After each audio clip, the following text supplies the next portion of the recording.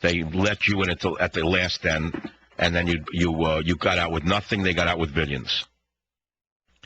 They also scammed investors in housing through faulty and fake mortgage fiduciary instruments that had never been heard of before. They then manipulated the commodities market by inserting a clause in an 11,000-page bill to make certain that they could then go and screw the American farmer, not only out of his corn, but out of his silo and his tractor. Did you know, according to this article, I learned something I couldn't believe. He said that the average mortgage that they were selling to the second mortgage borrowers with some kind of instrument I never heard of, that they created, these genius thieves, the average equity that the people had in their homes was 0.71%. Can I repeat that again? There was a $494 million issue in that particular year of 2006. And many of the mortgages belonged to second mortgage borrowers who had an average equity in their homes of 0.71%. Moreover, 58% of the borrowers of these loans had no addresses of the homes, just zip codes. Yet, the major ratings agencies, Moody's and Standard & Poor's, rated 93% of this issue as investment-grade paper. How did that happen? How could it be that ratings agencies were also bought out by Goldman Sachs, according to this article? He said, not that Goldman was personally at any risk. The bank might be taking all these hideous, completely irresponsible mortgages from beneath gangster status firms like Countrywide and selling them off to municipalities and pensioners, old people, pretending the whole time that it wasn't grade D horse manure. But even as it was doing so, it was taking short positions in the same market, in essence betting against the same garbage it was selling. So Goldman Sachs was selling garbage mortgages, second mortgages, and then taking short positions against these mortgages, betting that the mortgages would collapse. And they won on the short positions and left America with nothing. According to one manager in this article, it's exactly securities fraud. It's the heart of securities fraud. And he said, once again, Goldman got off virtually scot-free, staving off prosecution by agreeing to pay a penalty of $60 million, about what the bank's CDO division made in a day and a half during the real estate boom. You have to read how $4 a gallon gas was created by these people. When the actual supply was up, the demand was down. He says these gangster robber barons took oil and drove it to the $4 a gallon price in order to suck money out of mama and papa. I want to go on, but I can't. It's a very complicated, long article. You should read it. And strangely enough, it is in Rolling Stone. He said in Bubble 5, rigging the bailout. He said it began in September of last year when then Treasury Secretary Hank Paulson made a momentous series of decisions.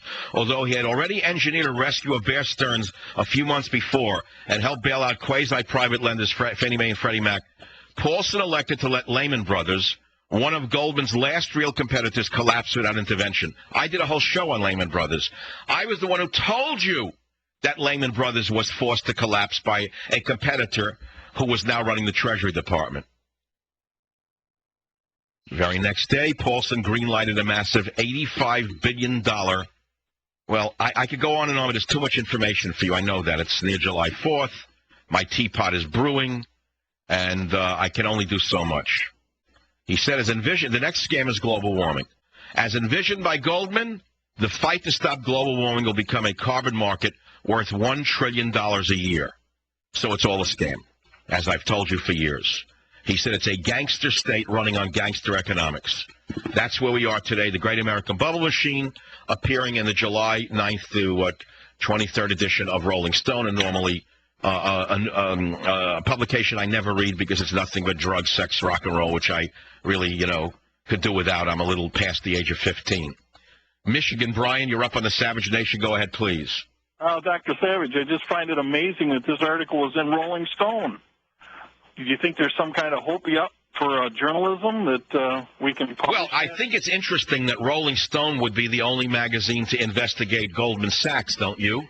Yeah. What does that tell you? What does that tell you about interlocking corporate directorships, which I've been warning you about for 3 years? When you have a man who owns every media outlet in the world, cable channel, regular channel, movie company, a book publishing division, magazines, why would he publish anything in any of his publications that might come back upon the bankers who lend him the money to expand his empire? Yeah, I think they're just hiding in there because the basic demographic of Rolling Stone, they don't look past the cover. That Barack is the new Messiah, and well, I know they're not too harsh on Barack, but if you read this article, you see Barack is just in essence, a front man for Goldman Sachs, like all the rest of them. That's right. Right. He's just look. He's a figurehead for the devious men at these investment banks. That's what this article is saying. You agree with that assessment? Yes, sir. I certainly do. Okay, so what can the people do about it?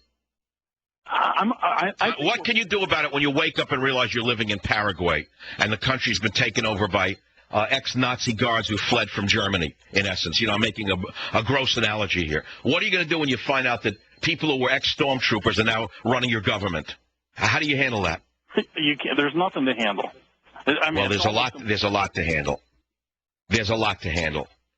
The people are going to have to get so fed up that there is a massive populist uprising, and these people are tried, indicted, and arrested, and the country is taken back by honest men and women. It can happen. It's happened before. This is not the first time in American history that so few people control so much. The only difference is that we never had so many foreigners involved in controlling our currency. That's what worries me.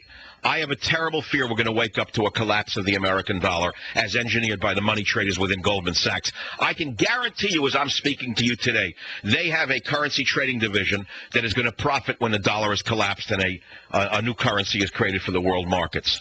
I can guarantee you that's going to happen. And guess what?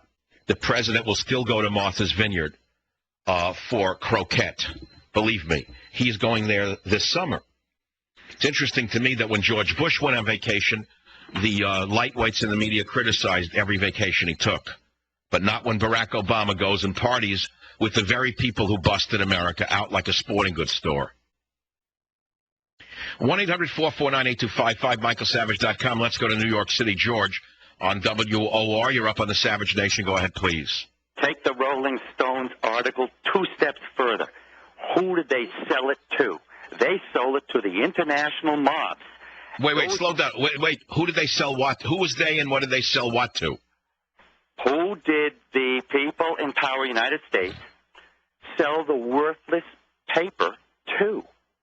In other words, which companies bought the worthless repackaged fiduciary instruments in mortgages, for example? And the mobs, the international mobs, Russians, Indian, Asian, they want their money back. And you know how mobs are. They simply said, hey, you either give us the money or we're going to take it out on you personally. And that's why the disappearing money, you take a look at the Russian billionaire who's got that destroyer for a pleasure boat that he's on. What was $300 million on this thing? He's got anti-missile. Let's slow down. This article is about American gangsters on Wall Street posing as honest businessmen.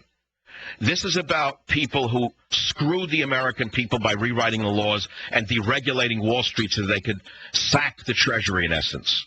And then they had so much money they could buy presidents. What does it have to do with foreigners? Because they bought the worthless paper. It's worthless. And if you buy something... Wait. The worthless paper that they created was being sold off to companies such as Countrywide. Isn't that correct? Yes. But you say yes with a kind of sad reluctance. What do you mean by that sad yes? Somebody actually has to hold it. Where, for instance, if you are a big gangster, I mean big, billionaire. Let's talk about the instruments they created. They created something called collateralized debt obligations. They bundled hundreds of different garbage mortgages, which were toxic debt, into something pretty called collateralized debt obligations, CDOs. Then they sold investors on the idea of CDOs, that these mortgages would turn out to be good and you shouldn't worry about it, right? So they were junk mortgages that were made over into looking like AAA rated investments, right? And then to hedge their own bets, Goldman got companies like AIG to provide insurance known as credit default swap, CDOs, to back them up.